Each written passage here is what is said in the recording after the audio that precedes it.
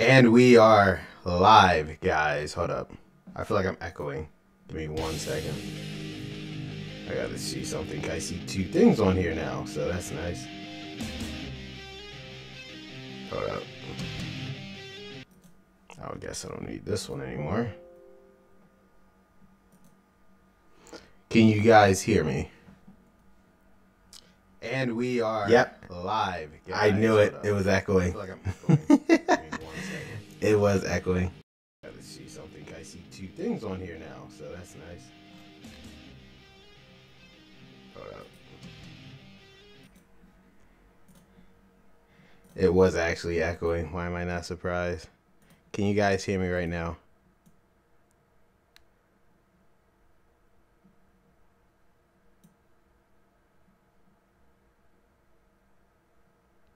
Hold on. All right, we are good. What's going on, guys? It's Crater here, and this is the World Wrestling Podcast, and by God, by freaking God, NXT TakeOver WarGames. All I can say is, how the hell is Survivor Series going to top that? I mean, it's starting to get to the point where, is Triple H deliberately doing this? I know he's not deliberately trying to get one over on WWE's main roster, especially when it comes to the Big Four pay-per-view. I don't think he's deliberately trying to do that, but it's like the way NXT TakeOver is compared to the next day's main roster pay-per-view, they usually kill it. And it's like they did it again for only, well, it was supposed to only be 4 matches, but we're going to get into that in just a second. It was just crazy. First things first, guys. Tomorrow, I'm going to be changing the time. I know unlisted on my channel right now, Survivor Series is my review of Survivor Series is going to be at 12 midnight. It's not. It's going to be as soon as Survivor Series goes off the air. I just put it like that because I don't know when Survivor Series can go off the air. But I'm just clarifying like how I set it this time to be 10:30, but here we are at 10 o'clock right now doing the podcast. So like I said, it's not going to be at 12 o'clock. It's going to be whenever the show goes off the air. I just put it at 12 because I just have no idea. I don't want to schedule it too early because who knows when Survivor Series is going to go off. Like WrestleMania went off at 12 o'clock at midnight. So it's like, who knows when it's actually going to go off. That's why I just said at that time. But best believe the second goes off the air, I will be here live for the review of Survivor Series. But let's just talk about TakeOver WarGame. Before we do that, see, you guys have a new setup, kind of. I mean, it's pretty much the same, but just new widgets. Because the gray ones from yesterday, special thanks to Smackdown for helping me out with that. I got a brand new setup with widgets. Looks much more, in my personal opinion, much more crisper than the one yesterday. So I think everything should look a lot more fluid when it comes to that. And also, as you see, I fixed the subscriber issue on the event list. So I want to give a special shout out to the following people: the Irish Saying for super chatting me 99 cents, Blackberry Gaming for donating to me $2.19, Acer 5000 be a new subscriber, Game with an Ann being a new subscriber, and from yesterday, It's Clips is a new subscriber. If you either subscribe, donate, super chat during this broadcast, your name will be popped up big on this screen so everybody can see it. Subscriber goal for the month is 4,500, and let me fix that for a second. That is not the current subscriber count. Give me 1 second, guys. I just know that is not the current subscriber count. Let me just fix that. My apologies. God, I don't want. I was supposed to fix it earlier, but I don't know why I didn't. Let me just fix that real quick.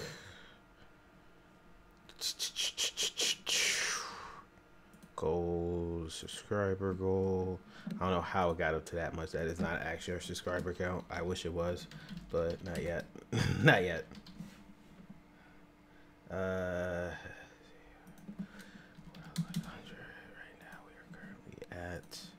What are we currently at, actually? Make sure it's accurate. Oh, so we actually are at that number. Okay, give me 1 second. Let me fix that.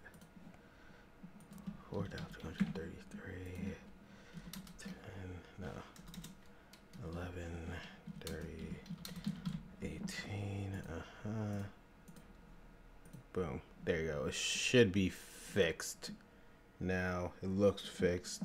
Just gonna do that. Yep, you see it's fixed. So we're currently at 4,233 subscribers. So I actually gained 2 more subscribers from yesterday. Really appreciate that. And our donation goal for the month, we still have 1 week left. I mean, a miracle could possibly happen. I'm not expecting to make it. I did this in the middle of the month anyway. So there you go. But regardless, yeah, NXT TakeOver WarGames. So at the very beginning of the show, I missed the kickoff show because I was getting food for my family. I missed it completely. Kickoff show, but there weren't any matches. So there was apparently an altercation in the kickoff show between Matt Riddle and Cassius Ohno, which I was unaware of. So what happened was, it was originally supposed to be, we all originally predicted it was going to be 5 TakeOver matches, one of which was going to be Cassius Ohno versus Matt Riddle. That wasn't the case at all. Because what actually happened was, it was it happened, but it didn't happen the way we thought it was going to be. Matt Riddle came out at the beginning of the show, even when I was like, he's not even scheduled to be out here. Matt Riddle came out and said, hey man, you was talking crap. He was referring to Cassius Ohno about earlier, and we're not supposed to be having a match until next week. Which is kind of ironic, because I actually looked at the NXT tapings for this Wednesday. This was done today. Clearly, they did this on purpose, because I looked at I'm not going to spoil it. All I can tell you is that Matt Riddle versus Cassius Ohno was nowhere to be found. So they deliberately did this. This was clearly a pre-planned. I mean, like, Triple H knew what he was doing here when he did this. I thought it was like a last-minute decision, but clearly it wasn't. Matt Riddle came out, and then he told Cassius Ohno, I just come out here and just face Steve right now. Ohno said you're gonna like regret this. Basically, you're not even supposed to be out here. And yeah, so they fought. And when I say fought, it was only a second, because Matt Riddle just kneed him straight in the face. 1, 2, 3. Matt Riddle just beat Cassius Ohno. My only logical explanation for this, just to job him out like that, Ohno has to be going to the main roster. That is literally, because I looked at the tapings. Based on the tapings from what they just taped on Thursday and what they just taped today, Cassius Ohno is nowhere to be found, which could literally only mean that Cassius Ohno must be going to the main roster. That's just my theory, because now I'm starting to think about it. Now the fact that they didn't even tape the match that was we thought was going to be even on TakeOver, or at least on NXT tape this Wednesday. They didn't even tape it. So I'm assuming that's what's going to happen, is that Cassius, best believe, I think Cassius Ohno is either going to Raw or SmackDown. Which Brandon, I think he's actually going to be going on probably Raw. But, I mean, it could always be SmackDown, but SmackDown doesn't even utilize people that they actually have. Look at the Iconics. Look at Nakamura. Like, they don't even utilize Sanity, for God's sakes. The Andrade Cien Almas. They don't even really utilize the people that they actually have. They're called up. So they're Raw, which they have a bunch more since 205 Live.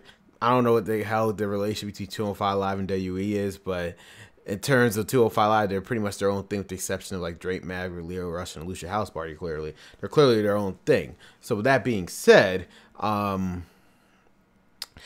Ohno will probably be better off on Monday Night Raw. And I don't know. I mean, Vince likes big guys, so we will see. We will definitely see what happens there. So the very first match of the night, which was bizarre. Not bizarre, the match, just bizarre because they didn't have a freaking promo package. I mean, it was kind of strange why they didn't have. I can understand why, because technically they weren't even at the tapings to even build up this match after Evolution, because due to the weird timing issues between Evolution and the fact that while Evolution was airing, NXT already taped their selective episodes for those remaining time for they to tape a new set for WarGames. So it's understandable why they really didn't have a promo package. They could have threw something together. I mean, you guys have been doing this for years. You always throw promo packages together anyway, so there you go. So yeah, Kairi Sane versus Shayna Baszler in a 2 out of 3 falls match for the NXT Women's title. Now, out of every single match that was on the card, it was every match. Okay, so let me just clarify before I make my statement. Every single match on the card I thought was a very good match. Some better beyond others. We'll get into that. Unfortunately, not every match can be as great, but this match was perfectly fine. But out of all 4 matches, it was obviously the weakest one. That probably has to do with all the outside interference and whatever, while the rest of them just straight up wrestling matches. Well, except for WarGames. WarGames was something else, but Yeah. So Kairi Sane and Shayna Baszler, the first fall gave to Shayna Baszler because Jessica Maria Maria Shafir and Jessamine Duke. I'm never gonna proudly pronounce their names correctly. They came out and distracted the referee enough time to hit Kairi Sane, which gave Shayna Baszler the opportunity to put in her sleeper hold, and she was able to get the first fall or first victory. Kairi Sane was able to get the second victory because she basically took out everybody. She just said screw everything, and just after she did that, at amazing angle, good angling for the NXT camera crew, that DDT off the on the hardest part of the ring, that was something. And then she was able to get the victory on her side, and then more outside interference happened. Then Dakota Kai, out of all, I kept saying Io Shirai was coming out, but Dakota Kai of all people came out and she kicked the hell out of Jessica Duke. Like she punched Maria Shafir, I think, in the back, but she kicked the hell out of Jessamine Duke. And yeah, that was something. I don't know what to say about that, but that was definitely something when she kicked the hell out of her. So that happened, but then the number game still went on. Then Io Shirai finally made her NXT debut, and then she did the Asiagi Moonsault. I think that was called. Yeah, I want to say that's what it's called. That's what I'm sticking with. That's what I'm sticking with. The Asiagi Moonsault, and she was able to hit all of them. Shayna Baszler was still on the ground. Kairi Sane hit the insane elbow, but at the very last second, Shayna Baszler was able to roll her up for the schoolboy, or kind of like a variation of that. I forgot what it's called. It's not schoolboy, it's the other pin where people usually do, but rarely win with, surprisingly. And Shayna Baszler was able to retain her NXT Women's Championship. Now, clearly, nobody's going to the main roster out of all these women, because I assumed that. See, now my prediction was, so I was wrong on this one. I assumed that I assumed that Shayna Baszler was supposed to lose and go to the main roster. I figured probably Monday Night Raw to help out Ronda Rousey. That's clearly not happening anymore. And I just figured Kairi Sane and Io Shirai alone was just fend off Jessamine Duke and Maria Shafir. But obviously now they're doing a 3-on-3 thing with now Dakota Kai, even though she's part of NXT UK. So she's just doing double duty, I guess. You know, NXT UK is taped way in advance anyway, but regardless, and I guess that's what's going to happen with Kairi Sane, Io Shirai, and Dakota Kai teamed up against the 3 of the 4 horsewomen, because obviously Ronda Rousey is up on the main roster. I thought the match was perfectly fine. I'm not grading. I don't do grading matches. I just thought if it was a good match or it was a bad match. In my case, it was a fine match. It's just out of all the matches that was on the show, I don't count Matt Riddle and Cassius Ohno as a match because it was only a second. That's not even a match. I don't count that. So out of all the scheduled matches that happened on the show, this was the weakest link, but this wasn't a bad match by any means. It was just the weakest one. Then you had Johnny Gargano versus Aleister Black. First things first, I mean, Johnny Gargano was cool that he has his new updated entrance graphics that has his dark face on there, so I thought that was kind of cool. At least they so officially cementing his heel turn. He got Aleister Black with that badass entrance jacket that he has, so that was very cool. But the match itself, that was just kicking people in the face. That's all I can say. My God, just keep kicking people in the face. That was something. That was real. I don't know what it was, but it was something where they just kept kicking and kicking people. And Aleister Black, I think my favorite part of the match was when Johnny Gargano tried to do the suicide dive, but Aleister Black just kneed him when he was diving outside the ring. It was just, that was incredible. Both men was just killing each other. It wasn't the match tonight. Obviously, they had to give that to WarGames, but it was the close. It's so funny when we get to it. Yeah, but at the end, Johnny Gargano was pleading with Aleister Black to just hit the Black Mass to end it. He tried to bait Aleister Black in. Aleister Black tried to hit the Black Mass, but Johnny Gargano tried to roll him up. He kicked out. Aleister Black was able to hit a knee again. He hit not one but two Black Mass. But on that second Black Mass, he said, "I'm clearing you of your sins." So I mean, does Johnny Gargano technically become face now? Who knows? Who knows? But he hit it. Aleister Black is victorious. Now, this puts up a very interesting situation because Minoru Ronaldo kept saying they whoever won this match is based. He didn't say they were definitely the next #1 contender for the NXT title. They were just saying that whoever wins would pretty much earn their spot as next in line for the NXT Championship. And how convenient is that? That's all I'm going to say, because based on the NXT tapings, I'm not going to spoil you guys. But based on the NXT tapings, it's just I find that kind of convenient how Naruto was saying that due to the end result of the Aleister Black versus Johnny Gargano. That's all I'm going to say. So there's that. Then you had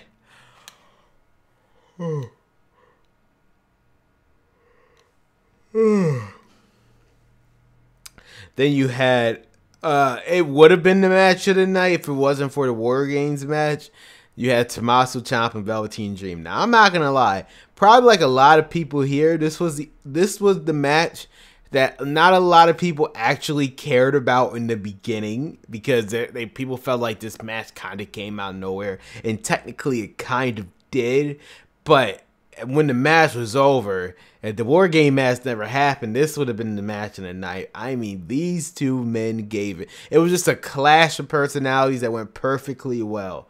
You had the flamboyant Velveteen Dream against the psychopath Tommaso Ciampa, and they killed each other in that match. Like, he kept using it was a smart move by Tommaso. He kept using the knee brace to his advantage, because technically it's not disqualification if it's on your body, so it's technically not disqualification.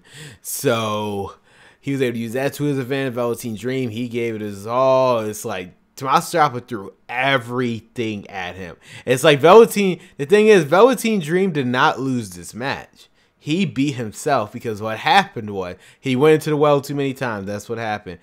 During the end, what happened was they were outside. They got pushed over the table. Velveteen Dream, because Tommaso was originally trying to hit Velveteen Dream with the draping DDT, but he was able to push him over the table. For some strange reason, Tommaso Ciampa decided to go after Ronaldo for some reason. Ronaldo looked kind of scared.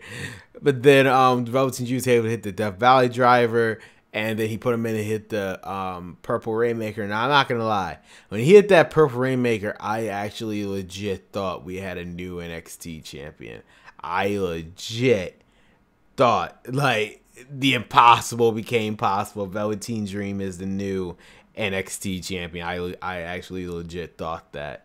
But instead happened was he kicked out. Tommaso Ciampa kicked out, and then he was trying. I guess he was trying to escape outside, but it just probably couldn't do it.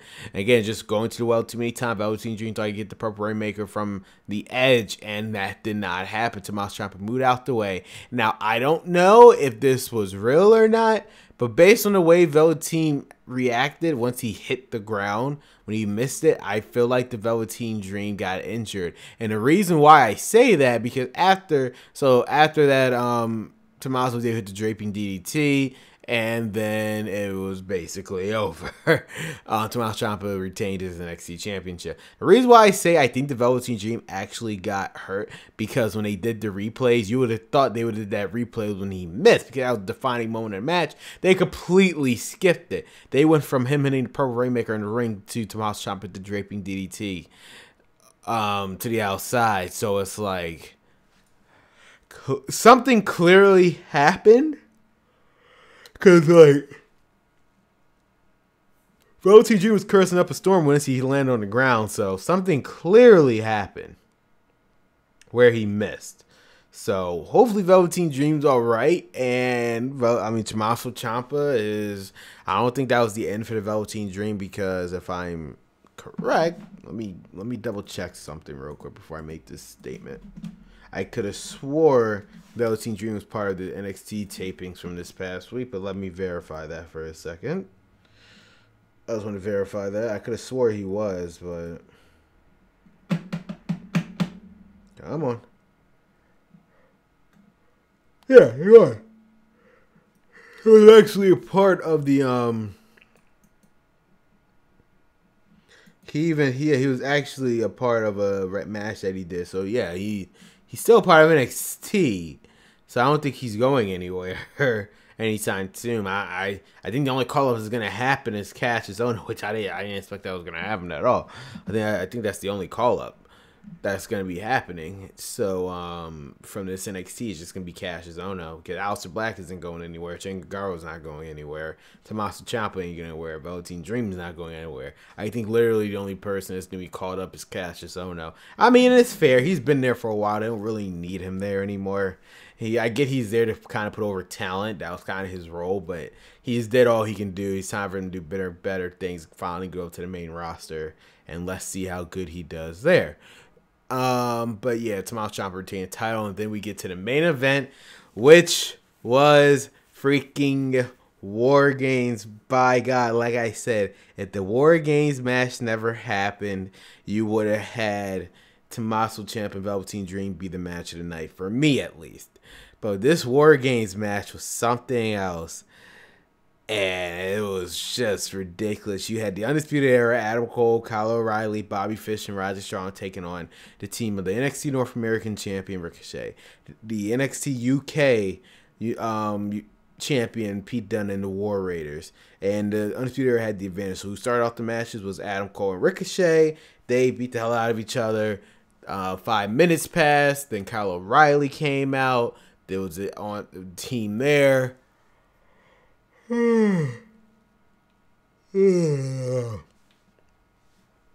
You had then Hanson come out for the Roll Raiders, and they went right there. Then you had Roderick Strong come out. Then you had Rowe come out. And then when Bobby Fish decided to come out, he decided to do probably the smartest thing ever. Lock Pete Dunne's door so he can't even get out, or try to hold him off as long as possible. It's exactly what he did. And then he threw the key. So that was also a smart move.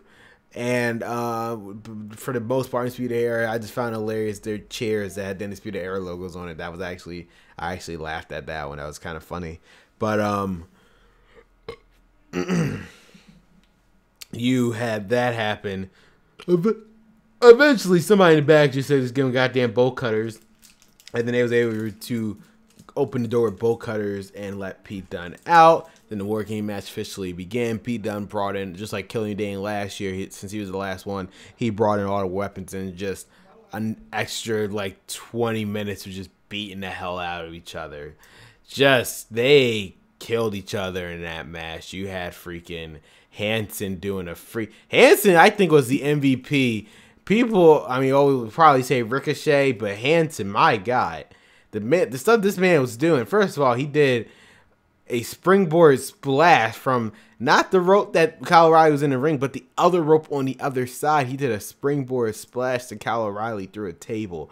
And then he did the freaking I don't even know what the somersault crap that you usually see people on 205 Live doing. They hit the ropes like people like Say Alexander and like Lindsay Dorado. Like those time to move, and he was able to do. Like, Hanson was the freaking MVP of that freaking match. And in my personal opinion, people probably say Ricochet. Ricochet had his spots. He did that crazy move off the top of the cage and all of that. So it was like he had his spots, but personally, in my personal opinion, I think Hanson was the MVP. In the end, Adam Cole was able to hit the last shot. Pete Dunne was able to kick out. He tried to do it again. He dodged. Pete Dunne always hit the bitter end. And Ricochet did the 450. Both men pinned Adam Cole 1, 2, 3. Ricochet, Pete Dunne, and the War Raiders has won WarGames, finally defeating the pretty much unstoppable all year round Undisputed Era. It's shown that now the Undisputed Era can actually be beating, even with them being at full power. Now, in terms of, and I don't think nobody's going to the main roster because, again, based on the tapings, nobody's going anywhere. Undisputed Era is definitely still there because, again, the underlying factor is that Kyle O'Reilly and Roger Strong are still the NXT Tag Team Champions.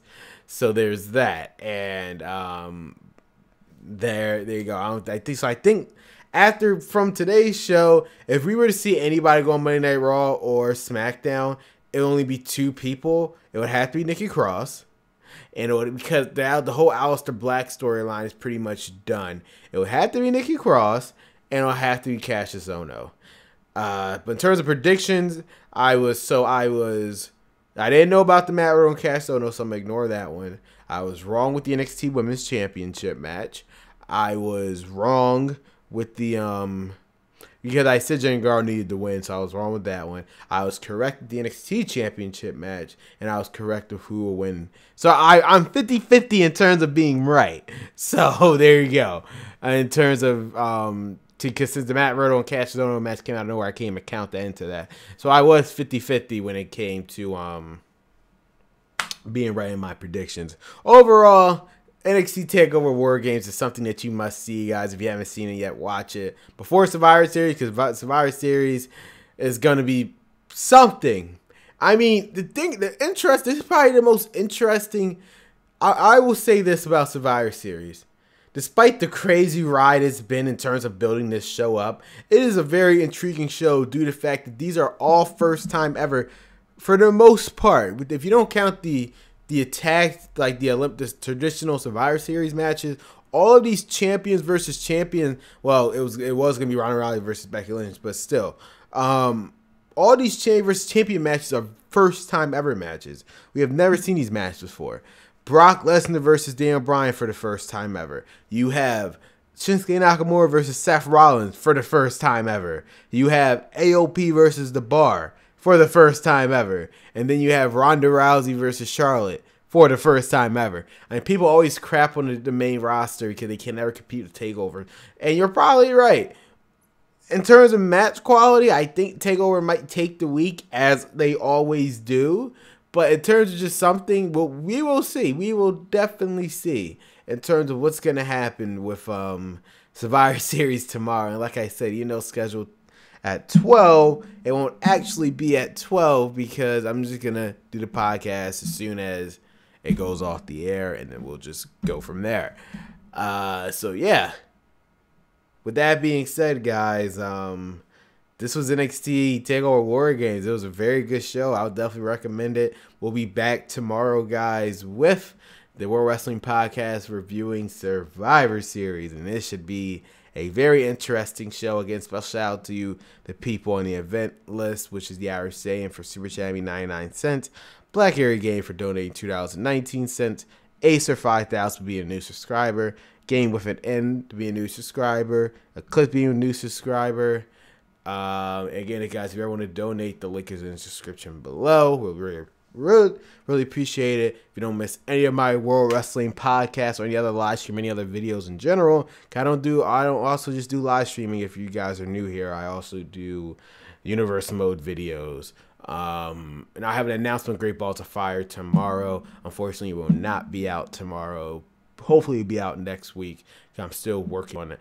As of before WarGames, I was working on the kickoff show. I was literally editing the kickoff show. It will definitely be done by tomorrow morning once I wake up. I'm going to sleep right after this. I will definitely be done when I wake up tomorrow. I'll definitely finish the kickoff show. And then what I'm going to do is hopefully before Survivor Series comes on, and hope however long it takes to process the kickoff show, make sure I won't be waking up extra early for that. Hopefully, I'll have time to actually complete the Survivor Series show. So definitely next Sunday will be the day for Survivor Series. It makes sense because my show is going to be overshadowed by Survivor. I said Survivor Series, Great Balls of Fire. It will definitely be overshadowed by it anyway. So, there's that. But anyway, guys, thank you guys so much for watching the World Wrestling Podcast. I'm your host, as always, Crater, and this is Crater signing off. Catch you guys tomorrow with the review of Survivor Series.